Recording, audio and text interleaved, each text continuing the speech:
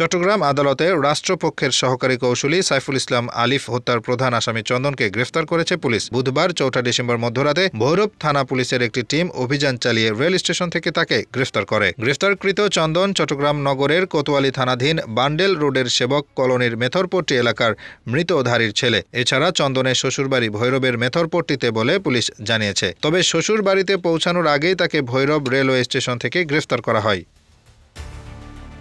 চন্দনকে গ্রেফতারের বিষয়টি নিশ্চিত করে চট্টগ্রাম মেট্রোপলিটন পুলিশের অতিরিক্ত উপপুলিশ কমিশনার কাজী মোহাম্মদ তারেক আজিজ। আইনজীবী সাইফুল ইসলাম আলিফ হত্যার প্রধান আসামি চন্দনকে ভৈরব থেকে গ্রেফতার করা হয়েছে এবং তাকে চট্টগ্রামে নিয়ে আসা হচ্ছে।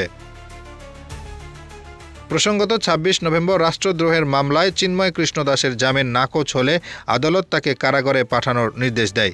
এরপরই তার অনুসারীরা চট্টগ্রাম আদালত প্রাঙ্গণে বিক্ষোভ করে। পুলিশের সঙ্গে সংঘর্ষকালীন সময়ে তারা আদালত পাড়া ও আশপাশে তাণ্ডব চালায়। এই ঘটনায় ওই দিন আইনজীবী সাইফুল ইসলাম আলিফকে নৃশংসভাবে কুপিয়ে হত্যা করা হয়। পুলিশ ভিডিও ফুটেজ দেখে হত্যাকারীদের চিহ্নিত করেছে। এই ঘটনায় মোট ৫টি মামলা দায়ের হয়েছে, যার মধ্যে ৩টি পুলিশ করেছে।